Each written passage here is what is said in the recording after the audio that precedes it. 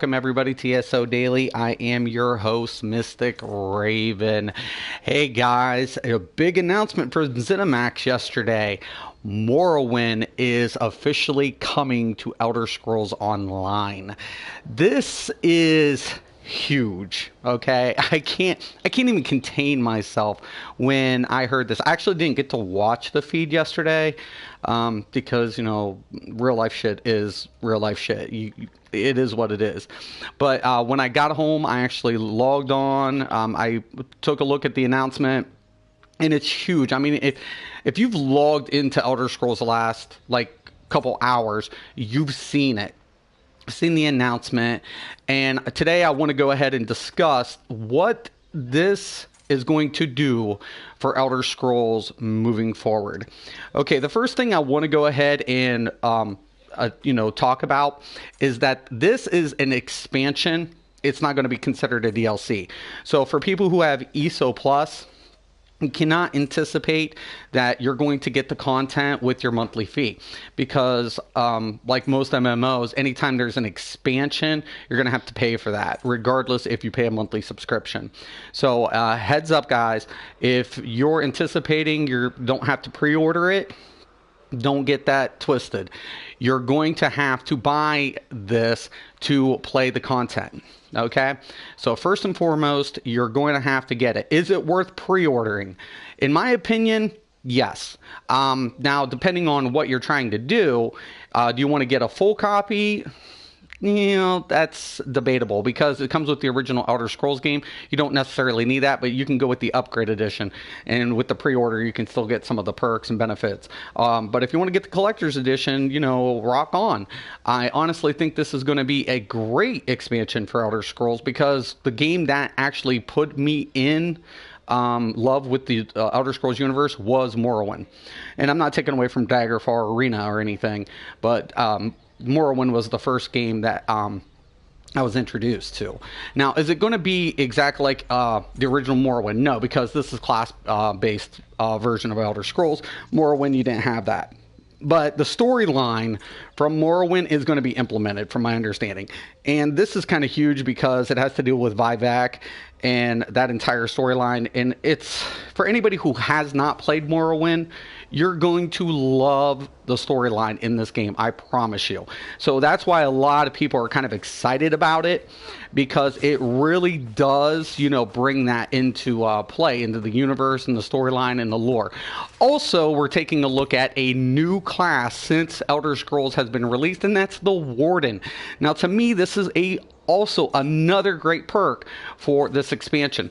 Now, we can't look at races, and I'm glad that they're not going to introduce a new race that kind of does not fit well with Elder Scrolls universe. In ESO, they really did introduce all the races up front. So to me, don't go with the direction World of Warcraft did and introduce something stupid like pandas or some shit. That shit does not make any sense. But for what they're doing with this expansion, it's perfect. It actually works out great. Warden's going to be an interesting class. I honestly think, depending on what you're going to do, in the way they describe the details, it's like, oh, it's Magicka based. Well, does that mean it's not going to have Steam applications? Of course not. We know Elder Scrolls stays true to every aspect of the builds. It's going to be able to play every role. The question of it is, how's it going to function? I'm looking forward to that and seeing what they do and how they implement it. So Warden's going to be a great introduction. I anticipate a lot of players are definitely going to make that class and see what it has to offer. Another thing that we're taking a look at is the PvP. Now, I don't talk about PvP much, and I love the Siege engine in Elder Scrolls. It's the best since Dark Age of Camelot, and rightfully so. But now they're introducing battlegrounds. This is another reason you're going to want this expansion if you're a hardcore PvPer. If you're a hardcore PvPer and you want more sustainability and quick game time without long durated fights, Battlegrounds is going to introduce a whole new realm to Elder Scrolls PvP. Some people might frown upon that, but keep in mind it's not replacing the Siege engine. The Siege engine is going to keep, doing its thing regardless of the Battlegrounds.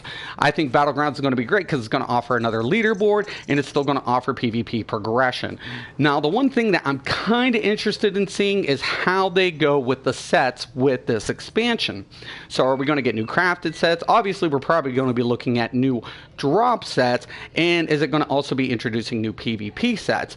This is all kind of up in the air, which that's what Zennimax is really known for, is, you know, not releasing all the information until they, you know, release the game, and then usually you find out. So is this going to hit public test server? I doubt it. I think everything's going to be internalized, and they're going to go ahead and keep a pretty good seal on this up until launch date. It's just not going to be like a DLC. But I could be wrong. They could go with PC public test. I just don't anticipate it, because it's Zennimax. But obviously this is a really good news. Also, what they're going to do is introduce a new trial. So not only are we getting Battlegrounds, a new class, a new area in the map, but we're also getting a new trial on top of this. This is massively huge expansion. I mean, this is not a DLC in its entirety. This is literally like taking Orsinium and Imperial City and putting it together and saying, here you guys go. And to me, that is another perk of why, if you're going to get this, you should be getting it. It's going to introduce a lot of awesome gameplay for players who've never played Elder Scrolls but love the original Morrowind. I honestly think that that's going to have a perk for players that are familiar with Elder Scrolls and have never tried ESO. So once again, I really think Elder Scrolls is doing some really good stuff out there. And now, is this going to be also a problem in the future? Or because we've seen how Elder Scrolls does their content. They keep their content, they use old content, so that you can go back through it. And in my opinion, that's a good thing. But are we going to see like a Daggerfall storyline, the original Daggerfall? Are we going to be looking at Arena? I can't say, because the timelines don't match up. But excuse me. But it would be kind of interesting to see how they merge the content in the Elder Scrolls universe. So, I mean, is that a good thing or a bad thing? That's questionable. That's completely, opinionated, in my opinion. We can speculate all we want, but this is good stuff. This is massive, and when you watch all the reviews, everybody's raving about this. Who's ever played Morrowind? And rightfully so. So, as far as the mechanics, we're not going to take a look at any combat change. But as far as content goes, it's definitely a step in the right direction. Now, here's a couple of my premonitions with Morrowind going forward. One, we're going to look at the original storyline of Morrowind being implemented. It's not going to have the elements of the true sandbox because we're running class-based. Is that going to take away from the atmosphere of Morrowind? In my opinion, that's not going to happen. Also, when I take a look at the map location, my prediction for where they're going to place the new location is right here, right outside of Auradon, because they said it's an island, and this is a pretty huge area. So I honestly think this is going to be the kind of new area that they're going to place it. I could be wrong, and they could go south of Shadowfen in that area because it's, I believe it has to do with more of the Ebonheart Pact storyline. But once again, it's going to be an island. We know this, so it's not going to be a part of the mainland. Also, if you guys watch the video clips, I'm looking at the trial being Dwemer related. Why? Because the clip shows a lot of Dwemer related content. So if I have any speculation or insight, that video clip that's announcing Morrowind is going to have to do with a Dwemer PvP. PvE content with the trial. So the new trial is probably going to be Dwemer related. Also, I believe that the PvP, now this is what's awesome, it's not going to be arena style, it's still going to be faction based, so we're looking at 4v4v4, so all three alliances are going to be implemented. Now, here becomes another premonition of mine. I think they're going to have two separate ways to queue PvP. They're going to have different elements into the battlegrounds, whether it be capture the flag or, an objective.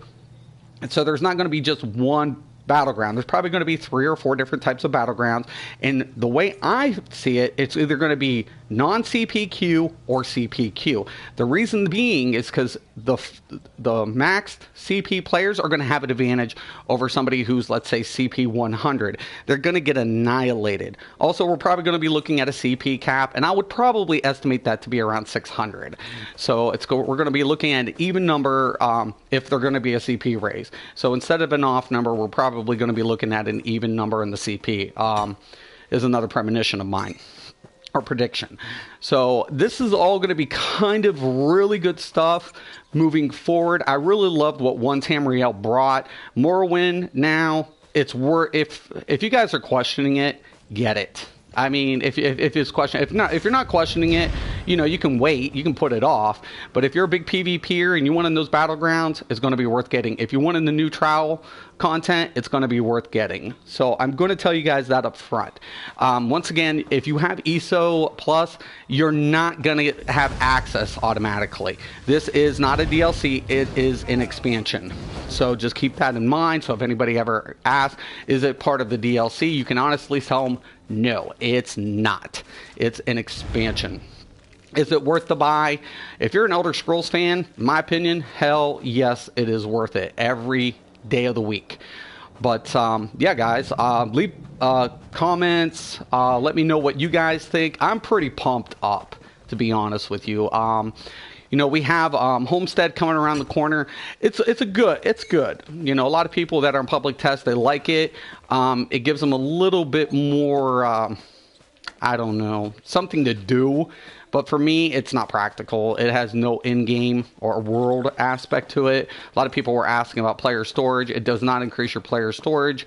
That's kind of another downside. Is that to say it's never going to be implemented? No, I'm sure ZOS will find a way to eventually implement housing storage. At this moment with Homestead, it's not going to be implemented. And also, we can take a look at a couple of the changes because I was on PC and I'm at 180 CP now, and somebody was like, you know, what do you think about your Strife or your Funnel Health getting, you know, an increase in cost? And I'm like, well, I'm a healer. It's a HOT anyways. It's not like I'm spamming it, but when I'm on my DPS build, that becomes a problem. I'll have to actually play with it when they make those changes. Also, the Jesus Beam is also getting a nerf. So there are a couple of nerf bats heading our way. Heads up. With Homestead patch, but I don't think it's detrimental in any aspect, because here becomes the question, is it going to affect my heal build as a Nightblade? Absolutely not. I don't spam Funnel Health. I use it for a HOT. That's what it's there for. Will it affect my DPS build? Oh, of course it will, because it was my spammable ability. So I'll have to go more dot-based damage on my future build with Nightblade, which Nightblades have a lot of damage over time. But, yeah, guys, leave your comments below. What do you guys think of the announcement that Zennimax made? How's it going to impact you? And are you willing to pay? Because, listen, if you want to do the digital upgrade, I think it's like $40. If you want the collector's edition, it's like $80. Even the standard is $60. But keep in mind, this is expansion.